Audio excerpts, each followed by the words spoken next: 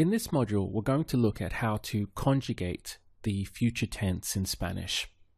Now, there are three ways to talk about or express the future. We can use the present tense. For example, lo hago mañana. Literally, I do it tomorrow. Now, this sounds wrong in English, but it's perfectly correct in Spanish.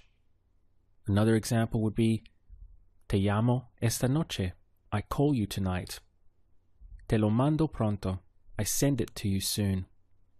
Now, typically, the present tense combined with some sort of time frame in the future is used for the short-term future. So we're talking about things that will typically happen later today or tomorrow or tonight. So the first way to express the future is that you can use the present tense plus some sort of time frame, a short time frame in the future. Now, you can also simply say going to. We use this a lot in English, and I honestly feel it's the easiest way to express the future in Spanish. So we have things like voy a hacerlo, I'm going to do it, or voy a llamarte, I'm going to call you, voy a mandártelo pronto, I'm going to send it to you soon. Now, the third way, which is the basis of this module, is where we actually conjugate the verb into the future. Now, this is actually quite easy as well, but of course will take a little bit of practice. Let's take the verb hablar as an example. To conjugate this in the future, we would keep the full verb hablar and we would add on these other endings. So it's very important to realize that 99% of the time you will keep the full entire verb. It doesn't matter if it's an AR verb, an ER verb, or an IR verb, you will keep the full verb and add on these extra bits. So we would have hablaré, hablarás, hablará, hablaremos, and hablarán. So this has, a, hemos, and an is what we're adding to the full verb. Really, the only tricky bit is the pronunciation. You have to get used to including the full verb and then stressing these last points. Hablaré, hablarás, hablará, hablaremos, hablarán. If you do not stress those end points, you will not be understood. Let's take tocar as another example. This is the verb to touch. So we'd have tocaré, tocarás, tocará, tocaremos, tocarán. Again, the exact same endings, and we continue to use the full verb tocar.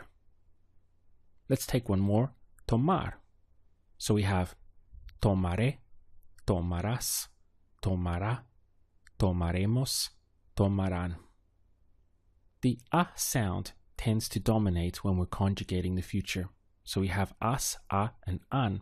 There's only 2 points where it doesn't do that. It's for I and we, where it goes into an e. So we have tomaré and tomaremos. So far, we've only used verbs with 2 syllables as our examples. Hablar, tocar, and tomar. These are all 2-syllable verbs. Now things get a little more tricky in terms of pronunciation when we move into 3-syllable verbs, such as esperar. So here we have 3 syllables, esperar. The tricky thing is that you have to remember to keep the full verb and only stress the endings that you will add on to it. So the sound becomes esperaré, esperarás, esperará, esperaremos, esperarán. This is certainly one area where you may find yourself being caught out or running into some difficulty. Where you have these longer 3-syllable verbs, you have to remember to keep the entire verb. So once again, esperaré, esperarás, esperará, esperaremos, esperarán. Now remember, you could of course say I will wait by conjugating it for esperaré, or simply say voy a esperar, as we have been doing so far in the course. Either way will work perfectly fine. Here's another 3-syllable verb, caminar. I wonder just from this slide if you could pause and conjugate your way down the line in the future tense. Try to do that now.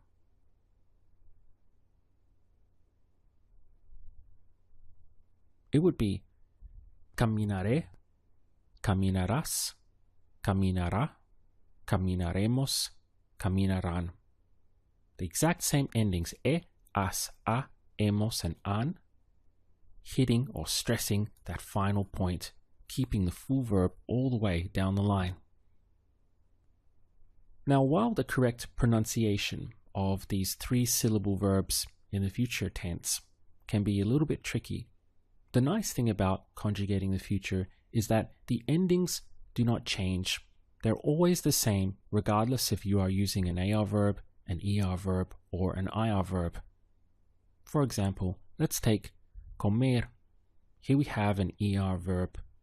So, conjugating into the future, this would be comeré, comerás, comerá, comeremos, comerán. Once again, we are keeping the full verb all the way down the line and adding the exact same endings. How would you do that? Let's try this with romper. Try to conjugate it down the line inside the future tense.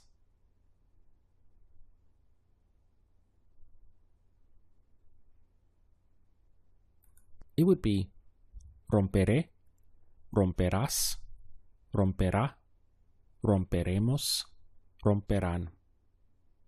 Here's a slightly tougher one for you. We'll take the verb prometer. Again, it's an ER verb, but we have now 3 syllables. Try to conjugate it down the line in the future.